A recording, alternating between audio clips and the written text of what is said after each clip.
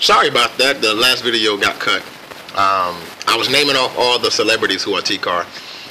So I researched any and everything I could about these people. Like, I had never heard of them. You know, of course you heard of Yoruba, Igbo, Hausa, Fulani, Mende, Mandinka, Ashanti. You know, everybody who's on a conscious path or have some form of African Standard consciousness hope to get this this letter saying that you're Yoruba or you're Ashanti or one of these, you know. So when you get these tribes you never heard of, you're like, okay. I'm not going to lie, it took me a minute to really appreciate being Tikar. I was kind of like, okay, well, great, I know.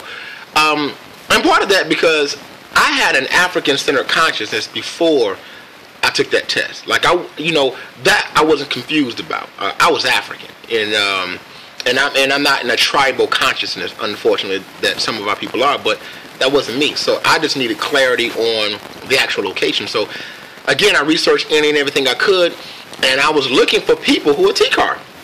And I just Googled anything about Tikar, and I came across this sister named Anita Woodley. And come to find out, she was Tikar, and she actually had a video blog of her pilgrimage to one of the villages in Cameroon back in 2010. I was looking at her video logs like, oh my God, this is like beautiful. This sister went there, and come to find out, she was living in Chapel Hill, like 15 minutes away from me. So I found her on Facebook. She's like a performance artist, and I was nervous. I sent her a message saying, hey, my name is Glenn Fisher. I just found out that I'm Tikar, and I saw your videos, and I just want to connect with you. And she responded, and we became good friends and started communicating every day. And I was picking her brain about the village and everything. And she linked me to this brother named Issa Niafaga, who was born and raised in the village that she visited, and he was her escort. He was a artist in New York at the time, and he had been living in the States for 10 years. And she reached out to him, and he took her back home, and so she connected me with him, and he was my escort back home. Fast forward a little bit, because I'm telling a lot. Going back home was I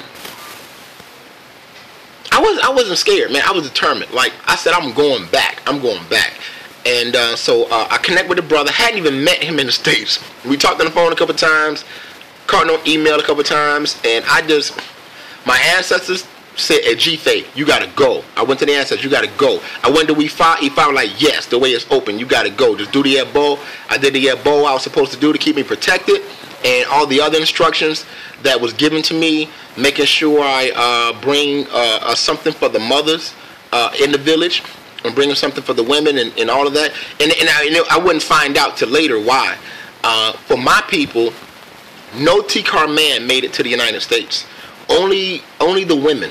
The men, from what I found out over there, would commit suicide at the shore. They or fight until they get killed. They wouldn't get on the ships. They wouldn't, and the ones who did wouldn't endure. They couldn't deal with it. So they would commit suicide because they couldn't deal with the humiliation and the torture of the ship or the process. So no man made it. Only Tikar women made it to the United States. So that's why most people who discover that they are Tikar after the DNA test, they find out through their maternal line. So that was interesting to know. And that's why it made sense for Anita Woodley to be the actual first African descendant to go back. I think it was meant for a woman to be the first to go back because it was only women that came here.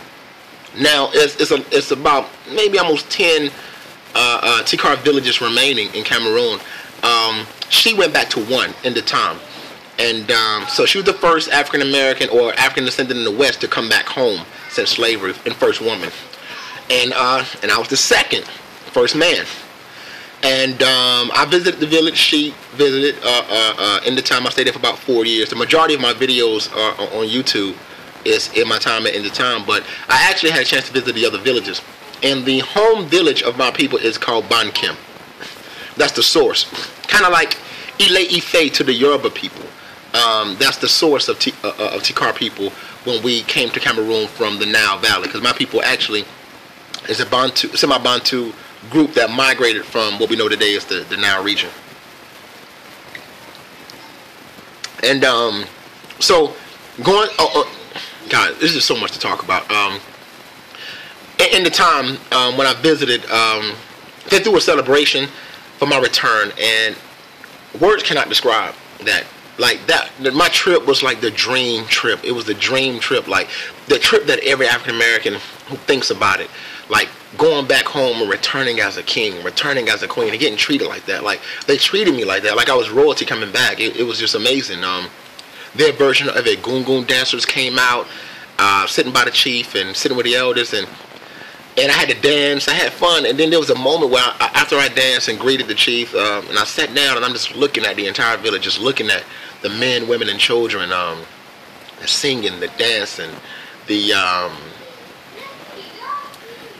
I just became overwhelmed, and I just started wailing. I started crying, like, I mean, snot crying. Like I tried to stop it, and I couldn't. It just kept going out and out, and they were confused. The chief and Issa, who was recording, they couldn't.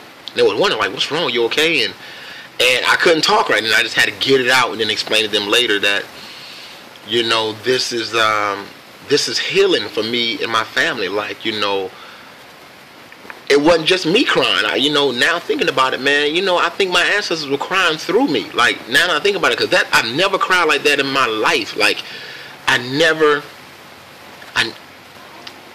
cried like that in my life. And so I never forget that cry. I just want to, all the times I've cried, I never forget that one. That kind of cry was like a detox type of cry. And but it was a really beautiful moment. And so a few days later, we traveled to Bankim, where I met the king there. You would say the king of Bankim is the king of kings when it comes to the Tikar people, because that's our home. Bankim is where I got my name, Nkoundji II. I'm actually the first African descendant to go back to Bankim.